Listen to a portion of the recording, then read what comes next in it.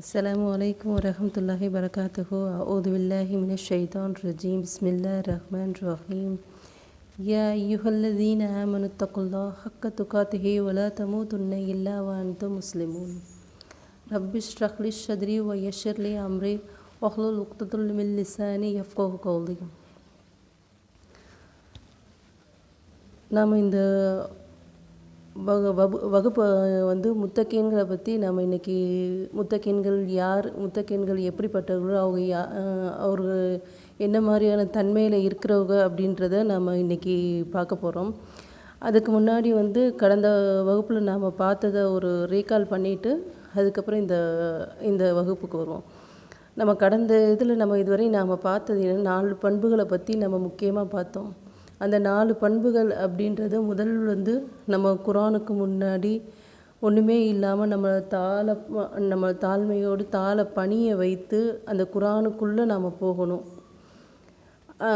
ரெண்டாவது அம்சமாக முன்முடிவில்லாமல் நாம் அந்த குரானை அணுக வேண்டும். அடுத்து அந்த குரானை படிக்கும் போது அந்த குரானை படிக்கணும், அந்த குரானை செயல்படுத்தணும் அப்படின்ற மனநிலையோடு, அதை ஏற்றுக்கணுன்ற மனநிலையோடு நாம் அந்த குரானை அணுகணும். 4வது முக்கியமான அம்சம் தடைகளை தகர்த்தல் அப்படின்ற தலைப்பில் ஷைத்தான்கிட்டேருந்து நாம் எப்படிலாம் பாதுகாப்பு தேடணும், ஷைத்தான் எந்த வகையெல்லாம் நம்மளை தடையாக இருப்பான் அப்படின்றத நாம் பார்த்தோம். இந்த 4 பண்புகளோடு சேர்த்து அல்லாஹ் இன்னொரு அம்சத்தையும் நமக்கு சொல்கிறான்.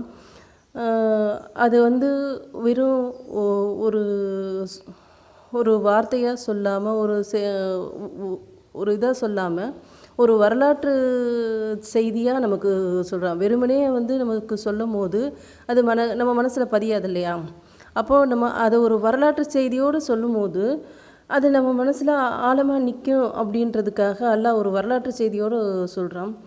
அந்த வரலாற்று செய்தி 2வது அத்தியாயத்தில் 257வது வசனத்தில், நம்பிக்கை கொண்டோருக்கு அல்லாஹ் உதவுபவன், இருள்களிலிருந்து வெளிச்சத்திற்கு அவர்களை கொண்டு செல்கிறான், ஏக இறைவனை மறுப்போருக்கு தீய சக்திகளை உதவியாளர்கள், வெளிச்சத்திலிருந்து இருளுக்கு அவர்களை கொண்டு செல்கின்றனர், அவர்கள் நரகவாசிகள், அதில் அவர்கள் நிரந்தரமாக இருப்பார்கள். இது நாம் எப்படி புரிஞ்சுக்கணும் அப்படின்னா, நம்ம இருள்களிலிருந்து வெளிச்சத்துக்கு அல்லாஹ் கொண்டு போகிறான் அப்படின்னா, அப்போ நமக்கு அல்லாஹ் நேரான வழியை காட்டுறான் அப்படின்றத நம்ம புரிஞ்சுக்கணும். எப்படி அப்படின்னா, நம்ம இறை மறுப்பாளர்களாக இருந்தால் நம்ம இறை நம்பிக்கை வழியின் பக்கம் நம்மளை கொண்டு போகிறான். நம்ம ஒரு மூட நம்பிக்கையில் இருந்தோம்னா பகுத்தறிவின் பக்கம் நம்மளை கொண்டு போகிறான். இந்த மாதிரி நல்ல மக்களுக்கு, நல்லவர்களுக்கு அல்லாஹ் உதவி செய்யும். தீய சக்திகள் வெளிச்சத்திலிருந்து இருளுக்கு போவாங்க. அவங்களுக்கு எந்த ஒரு நல்ல இதுவும் கிடைக்காது. நாளைக்கு அவங்க நரகவாசிகள் தான், நரகத்தில் தான் அவங்க இருப்பாங்க. அதுக்கு அடுத்த வசனமாக அல்லாஹ் சொல்கிறோம், தனக்கு அல்லாஹ் ஆட்சியை கொடுத்ததற்காக இப்ராஹிம் நபி அந்த அரசன்ட்ட போய் இப்ராஹிம் நபி வாதம் பண்ணுறாங்க. ஏக இறைவன் ஒருத்தன் தான் அப்படின்ற மாதிரி வாதம் பண்ணிக்கிட்டு இருக்கும்போது அந்த அரசனோட நிறைய வாதம் பண்ணியிருப்பாங்க. ஆனால் அந்த 2 விஷயம் மட்டும் முக்கியமாக அல்லாஹ் நமக்கு என்ன சொல்கிறான் அப்படின்னா, இப்ராஹிம் நபி அந்த அரசன்ட்ட கேட்குறாங்க, என்னுடைய இறைவன் உயிர்ப்பிக்கிறான், மரணிக்கவும் செய்கிறான், உன்னால் அதை செய்ய முடியுமா அப்படின்ற மாதிரி கேட்குறாங்க. அப்போ அவன் சொல்கிறான், நானும் உயிர்ப்பிப்பேன், மரணிக்க செய்வேன் அப்படின்ட்டு அவன் ஆங்காரத்தோட, அகம்பாவத்தோட, ஒரு ஆணவத்தோட, அவனுக்கு உண்மை எதுன்னு தெரிஞ்சிருந்தோம் அதை அவனால் ஏற்றுக்க முடியல. எவ்வளோதான் நம்ம அவங்கள்ட்ட ஏற்றக்கூடிய மனப்பக்குவம் மனசு இல்லை அப்படின்னா நம்ம என்னத்தை சொல்லி வச்சாலும் அவளுக்கு புரியாது.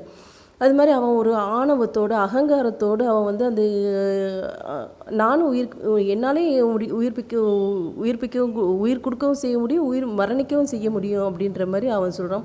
அடுத்து இப்ராஹிம் நபி கேட்குறாங்க, என்னுடைய இறைவன் கிழக்கில் உதிக்க செய்கிறான், நீ சூரியனை மேற்கு உதிக்க செய் பார்ப்போம் அப்படின்ற மாதிரி கேட்குறாங்க. அதோடு அவன் வாயடைச்சு போயிட்டான்.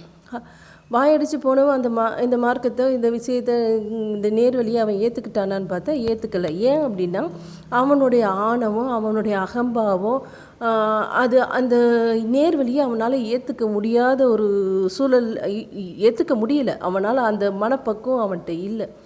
அந்த மனசு வந்து அவனுக்கு இறுகி போய், இதுதான் நான் இந்த விஷயத்தில் இதில் தான் நான் இருப்பேன், இதுலேருந்து நான் வெளியே வரமாட்டேன், அகம்பாவம் கொண்டதுனால அவனுக்கு அந்த மார்க்கத்தை எத்தி வைக்கும் போது அவனால் ஏற்றுக்க முடியலை.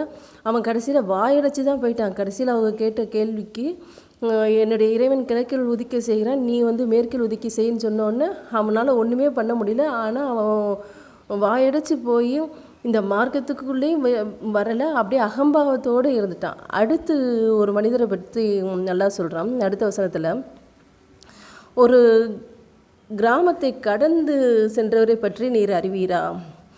அந்த கிராமம் வந்து அடியோடு அழிஞ்சு போயிருக்கு. இந்த அடியோடு அழிஞ்சு போயிருக்கு. இங்கே இருக்க அந்த உயிரினங்களும் மக்கி மண்ணாக போயிருச்சு. இந்த செத்துவிட்ட கழுதையும் எப்படி வந்து எல்லாம் உயிர் வைப்பான்? அந்த கிராமம் அழிஞ்சு போயிருச்சு இல்லையா, அழிஞ்சு போன இதை வந்து எப்படி எல்லாம் உயிர் கொடுப்பான் அப்படின்ற அவருக்குள்ள ஒரு சந்தேகம். இதே மாதிரி முன்னாடி இருந்த நபிமார்கள்ட்ட அந்த மக்கள் கேட்க தான் செஞ்சாங்க, இதே கேள்வியை கேட்டாங்க. நாங்கள் செத்து மண்ணாகி போய் ஒன்றுமில்லாமல் ஆனதுக்கப்புறம் எப்படி உயிர்ப்பிப்போம், அது எப்படி எங்களால் நம்ப முடியும் அப்படின்ற மாதிரி கேட்டாங்க. அந்த மக்கள்கிட்ட அதை எடுத்து சொல்லும் போது கூட அந்த மக்களை ஏற்றுக்கிற மனப்பக்குவத்தில் இல்லை, கிடையாது, அது நடக்கவே நடக்காது அப்படின்ற மாதிரி இருந்தாங்க. இவருக்கும் அந்த மாதிரி ஒரு மனநிலை தான். ஆனால் அவங்க அகம்பாவம் கொண்டது போல் இந்த மார்க்கத்தை ஏற்றுக்காமல், இல்லை இது எப்படி சாத்தியம், எப்படி இது முடியும், அல்லாவால் முடியுமா அப்படின்ற மாதிரி அந்த மக்கள் கேட்டாங்க. ஆனால் இந்த மனிதர் அப்படி கேட்கல. இந்த மனிதர் வந்து இது எப்படி முடியும், அவருக்கு ஒரு சின்ன சந்தேகம், ஒரு சந்தேகன்ற பேரில் அது நெருடல், அந்த ஒரு சந்தேகம் இருக்கும் போது இது கிளியர் பண்ணால் நல்லா இருக்குமே, இதை கிளியர் ஆயிடுச்சுன்னா நம்ம ஓகே அப்படின்னு, இது எப்படி சாத்தியமாகும் அப்படி ஒரு சின்ன சந்தேகத்தின் அடிப்படையில் இருந்தோடனே அல்லாஹ் அவங்கள வந்து 100 ஆண்டுகள் வந்து மரணிக்க செய்கிறான். 100 ஆண்டுகள் வந்து மரணிக்க செய்து அவர் பின்னர் அவங்கள வந்து உயிர்ப்பித்து எழுப்பும் போதும், நீங்கள் எவ்வளவு நாளை நீங்கள் கழித்திருப்பீர்கள் அப்படின்னு அல்லாஹ் கேட்குறான். அப்போ வந்து அவங்க சொல்ல, நான் வந்து ஒரு நாளில் சிறிதளவு ஒரு நாள் அல்லது சிறிதளவு நேரத்தை கழித்திருப்பேன் அப்படின்ற மாதிரி அவங்க சொல்கிறாங்க. இல்லை, நீங்கள் 100 ஆண்டுகளை கழித்து விட்டீர், உமது உணவும் பானமும் கெட்டு போகாமல் இருப்பதை காண்பீராக, செத்துவிட்ட உமது கழுதையையும் கவனிப்பீராக அப்படின்ற அப்போ செத்துவிட்ட அப்போ கழுதையை கவனிப்பீராக அப்படின்னா அது உடல் மக்கி ஒன்றுமில்லாமல் ஆயிடுச்சு. ஆனால் அந்த உணவும் பானமும் கெட்டு போகாமல் இருக்குது. அப்போ இதை வச்சு அல்லாஹ் அவங்களுக்கு ஒரு பாடத்தை சொல்கிறான். அந்த பாடத்தை அப்போ அல்லாஹ்வால் எல்லாமே செய்ய முடியும் அப்படின்றத அந்த மனிதர் ஏற்றுக்கிறாங்க. எல்லா பொருட்கள் மீதும் எல்லா அனைத்து பொருட்கள் மீதும் அல்லாஹ் ஆற்றலுடையவன் அப்படின்றத அவங்க ஏற்றுக்கிறாங்க. இந்த மாதிரி சந்தேகத்தின் அடிப்படையில் நம்ம எதையாவது அல்லாஹ்ட்ட கேட்கும் போது அதை வந்து நிறைவேற்றி அல்லாஹ் கொடுப்பான். அதை விடுத்துட்டு நம்ம வந்து ஒரு ஆணவத்தோடையோ அகம்பாவத்தோடையோ நாம் இருந்தோம்னா அல்லாஹ்வும் நமக்கு நேர்வழி கொடுக்க மாட்டான். குர்ஆனும் நம்மளை வந்து அப்படியே நம்ம வெளியே தள்ளி விட்டுரும், நீ இதுக்குள்ளே வராத, அப்படி இதுக்குள்ளே என்ட்ராகாத அப்படின்ற மாதிரி வெளியே தள்ளிடும்.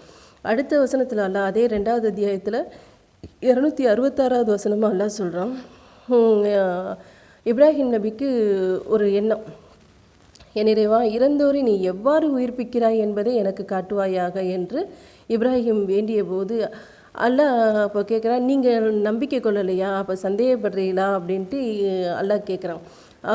சந்தேகம்லாம் எனக்கு இல்லைடா, இல்லை மனம் கொஞ்சம் அமைதி அடைகிறதுக்காக அப்படின்ற மாதிரி இப்ராஹிம் நபி சொல்கிறாங்க.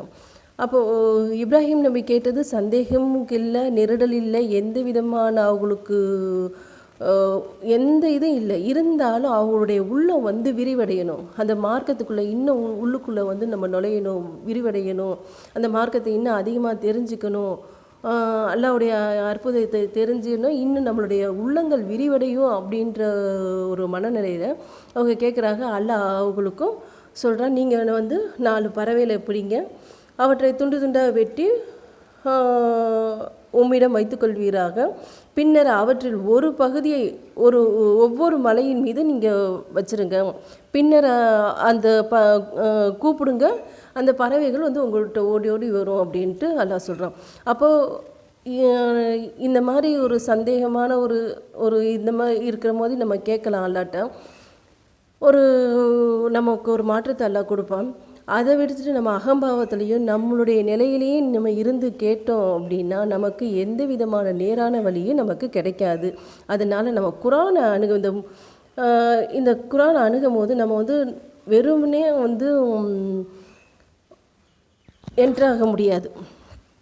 நம்ம வந்து நம்ம ஜீரோவில் இருக்கோம், நமக்கு எதுவுமே தெரியாது. நம்ம வந்து குரானை போய் அணுகும் போது அது நமக்கு வந்து அள்ளி கொடுக்கும், எல்லாத்தையும் அள்ளி கொடுக்கும்.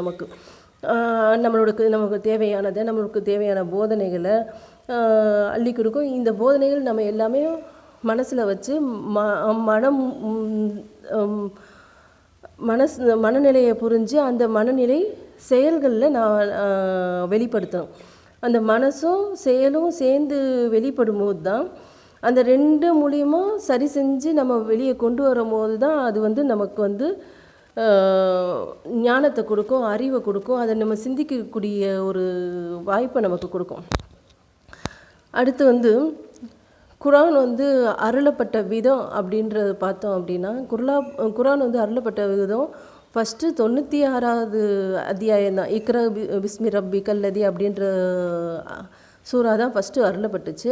ஆனால் நமக்கு கொடுத்துருக்க ஃபஸ்ட்டு அத்தியாயமாக எது இருக்குதுன்னு பார்த்தா அல் ஃபாத்தியா சூரா ஃபாத்தியாவில் இருக்குது. சூரா ஃபாத்தியாவில் எல்லா விஷயத்தையும் அல்லாஹ் சொல்கிறோம். ஒட்டுமொத்த, அதாவது அல்லாஹ்வுடைய பண்புகளை பற்றி, நாம் யாரை வணங்கணுன்றதை பற்றி, நமக்கு நேர்வழி கிடைக்கணுன்றதை பற்றி, மறுமை நாளை பற்றி எல்லாத்தையுமே அந்த ஒரு சூறாவில் முடிச்சிட்டான் அல்லாஹ். அந்த ஒரு சூறா முடிச்சுட்டு அந்த கடைசி வசனத்தை பார்த்தோம் அப்படின்னா, அவர்கள் சிராத்தல்லதீன அன்னம்து அலைஹிம் கைரில் மஹ்தூபி அலைஹிம் வலத்தாலீன். அதை நீ யாருக்கு அருள் புரிந்தாயோ அவர்கள் வழி, அவர்கள் உன்னால் கோபிக்கப்படாதவர்கள் மற்றும் பாதை மாறி செல்லாதவர்கள். அல்லாஹ் யாருக்கு அருள் புரிஞ்சானோ அவர்களுடைய வழியை நம்ம கேட்கணும்.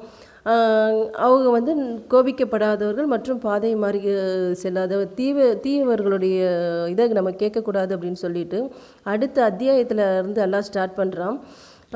அலிஃப் லாம் மீம், இது வேதம். ஜாலிக்கல் கிதாபு லரைப ஃபீஹி ஹுதல் லில் முத்தகீன், இது வேதம், இதில் எந்த சந்தேகமும் இல்லை, இறைவனை அஞ்சுவோருக்கு இது வழிகாட்டி. அப்போ இறைவனை அஞ்சக்கூடியவர்களுக்கு தான் இது நேர்வழி காட்டும். நாம் வந்து எல்லா தவறும் செஞ்சுக்கிட்டு நாம் பாட்டு நம்ம மனம் போன போக்கில் இருந்தோம் அப்படின்னா இது நமக்கு வந்து நேர்வழி காட்டாது. உலக மக்கள் அனைவருக்குமே இது நேர்வழி காட்டியது அப்படின்னு சொன்னால் நாம் வந்து இது உலக மக்கள் அனைவருக்குமே இது நேர்வழி காட்டி, யாருக்கு உள்ளம் விரிவாக இருக்குதோ, அவங்க யார் சிந்திக்கிறார்களோ அவங்களுக்கு இது நேரான பாதையை காட்டும். அதே மாதிரி அடுத்த வசனத்தை அல்லாஹ் சொல்கிறான், அவர்கள் அல்லதீன யுமினூன பில் கைபி வ யுகீமூன ஸலாத்த வ மிம்மா ரஸக்னாகும் யுன்ஃபிகூன், அவர்கள் மறைவானவற்றை நம்புவார்கள், தொழுகையை நிலைநாட்டுவார்கள், நாம் வழங்கியவற்றிலிருந்து நல்வழியில் செலவிடுவார்கள். அப்போ அடுத்து மறைவானதை நம்புவார்கள் அப்படின்ட்டு அல்லாஹ் சொல்கிறான். தொழுகையை நிலைநாட்டுவார். இறைவனை அஞ்சக்கூடியவர்கள் வந்து அல்லாஹ்வை வந்து நம்பக்கூடியவர்களாக இருப்பாங்க, அல்லாஹ்வை அஞ்சி தொழுகக்கூடியவர்களாக இருப்பாங்க, ஜக்காத்து கொடுக்கக்கூடியவர்களாக இருப்பாங்க, ஏழை எளிய மக்களுக்கு வந்து உதவி செய்யக்கூடியவர்களாக இருக்காங்க. அந்த ஃபஸ்ட்டு வசனத்தில் பார்த்தோம் இல்லையா, தாலிகல் கிதாபில் ரைப ஃபீஹி ஹுதல் லில் முத்தகீன். அந்த முத்தகீன் என்ற சொல் வந்து இத்தகா அப்படின்ற அரபி சொல்லிருந்து, அரபி இதிலேருந்து வந்தது.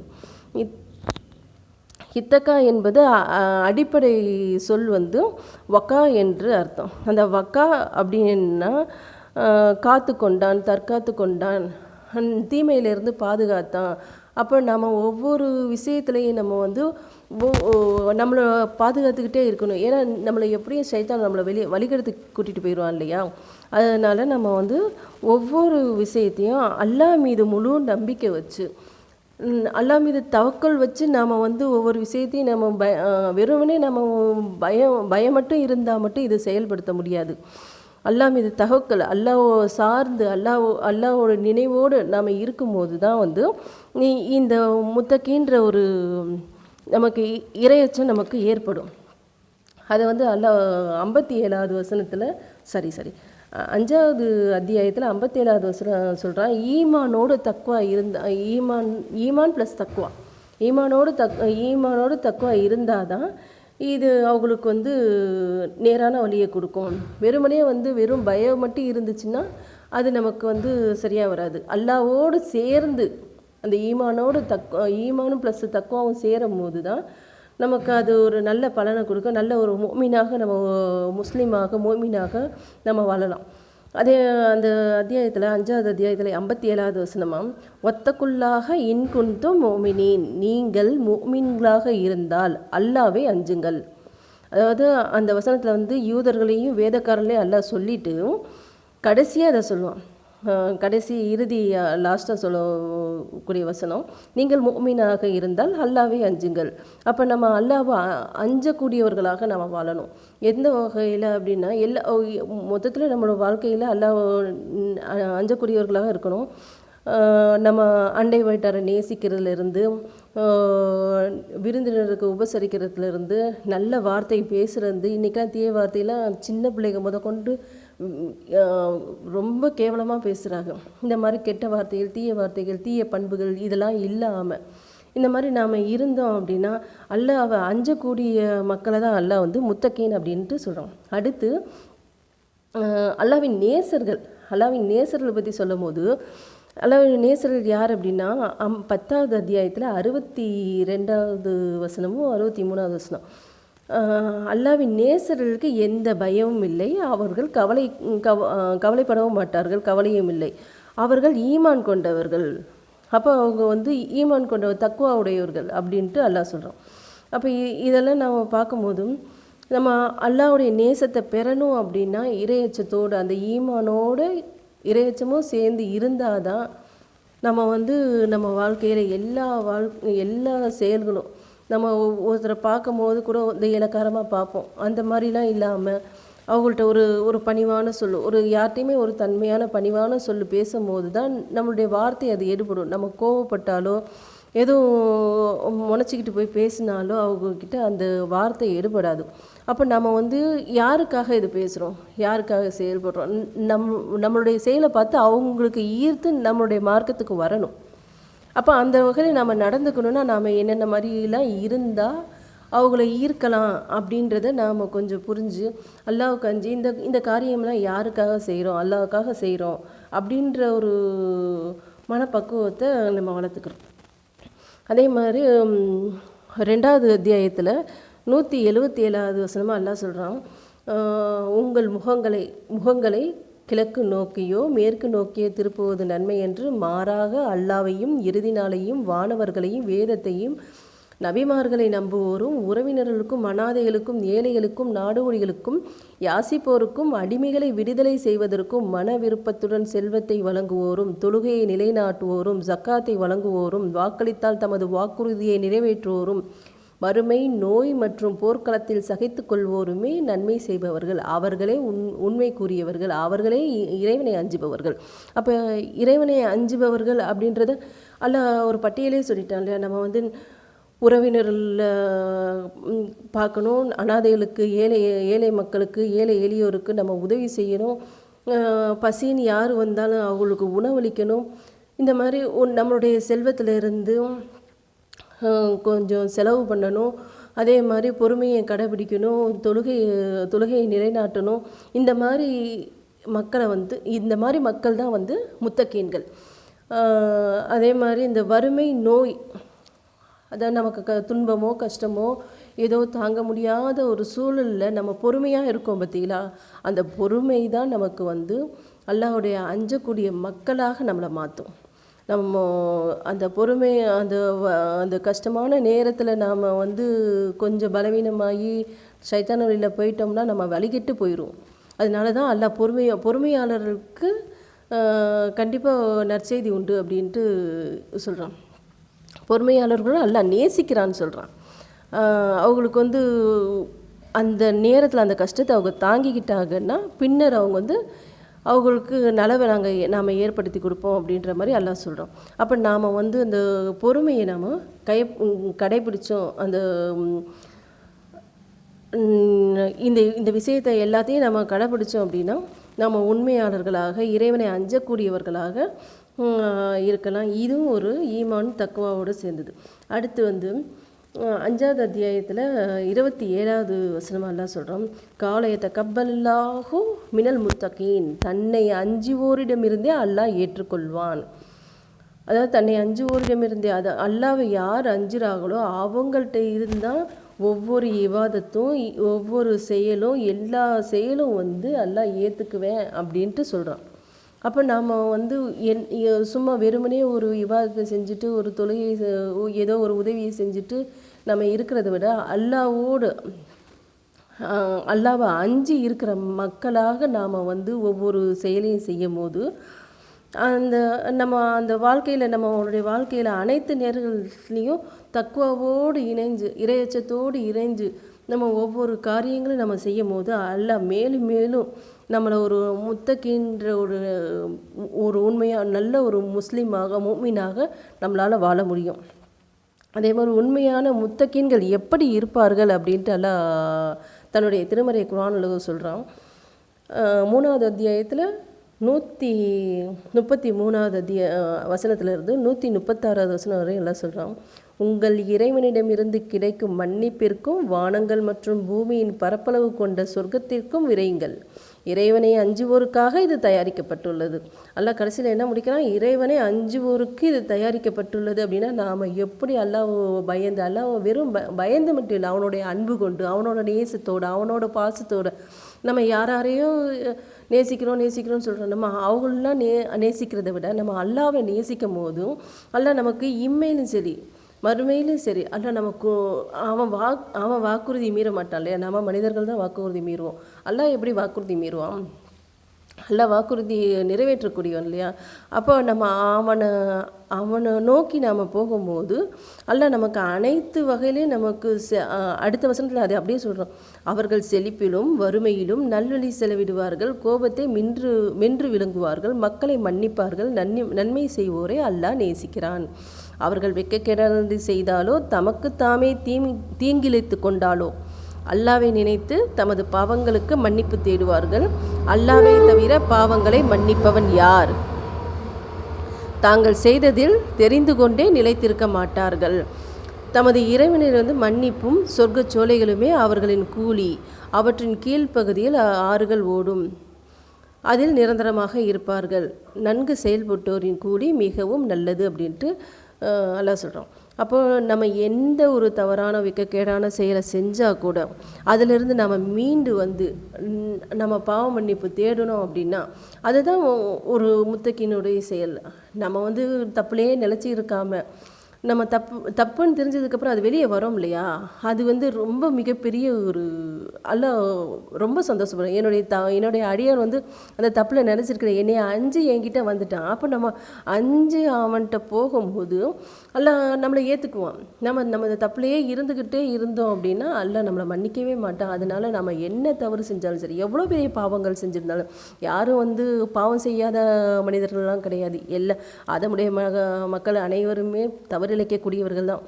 அந்த தவறுலேருந்து நாம் எப்படி மீளணும், எப்படி வந்து வாழணும் அப்படின்றத அல்லாஹ் சொன்னபடி நம்ம வாழ்க்கையை அமைச்சிக்கிட்டோம்னா இன்னும் வந்து அந்த தவறுலேருந்து வெளியே வந்து அல்லாஹ்கிட்ட அஞ்சு அல்லாஹ் என்னையை என்னையை காப்பாற்றி என்னுடைய பாவங்களை மன்னிச்சிரு அப்படின்ற போது அல்லாஹ் நமக்கு ஒரு நேரிய பாதையை அல்லாஹ் காட்டுவோம். அதுக்கு நம்ம வந்து சில பயிற்சியெல்லாம் நம்ம எடுத்தோம் அன்றாட நம்ம வாழ்க்கையில். அந்த குர்ஆன் நமக்கு கற்றுத்தர அனைத்து பண்புகள் வழியாக இந்த நாம் ஒவ்வொரு பயிற்சியாக நம்ம எடுத்தோம் அப்படின்னா ஒவ்வொரு நாளைக்கு நாம் என்னென்ன தப்பு பண்ணுறோம் நம்மளை நாமே அனலைஸ் பண்ணணும். நாமளே வந்து சுய பரிசோதனை செய்கிறது மூலியமாக நாம் இதிலேருந்து கொஞ்சம் கொஞ்சமாக நாம் எல்லோரும் கரெக்டாக இல்லை இல்லையா, நம்ம ஏதாவது ஒரு வகையில் தவறு செஞ்சுருப்போம். நம்ம என்ன தப்பு பண்ணுறோன்றத ஈஸியாக பாயிண்ட் அவுட் பண்ணுறதுக்கு நம்ம காலையிலேருந்து நைட்டு வரை என்னென்ன தவறு பண்ணோம், என்னென்ன நல்லது செஞ்சோம், இப்படியே வந்து ஒவ்வொரு செயலையும் நம்ம பார்த்து பார்த்து ஒருத்தர்கிட்ட பேசும்போது, ஒரு நன்மையை செய்யும் போது, ஒரு தவறு செய்யும் போது, இது அல்லாஹ்விடத்துல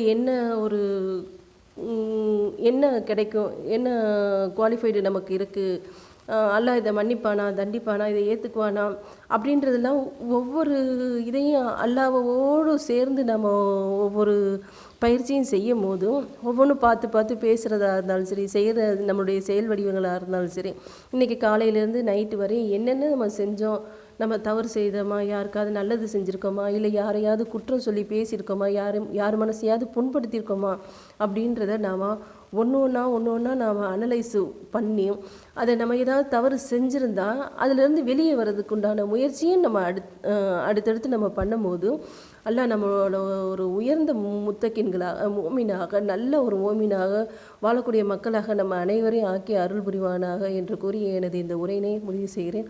வாஹிர் தவானா அனில் ஹம்துலில்லாஹி ரப்பில் ஆலமீன். அஸ்ஸலாமு அலைக்கும் வரஹ்மத்துல்லாஹி வபரகாத்துஹு.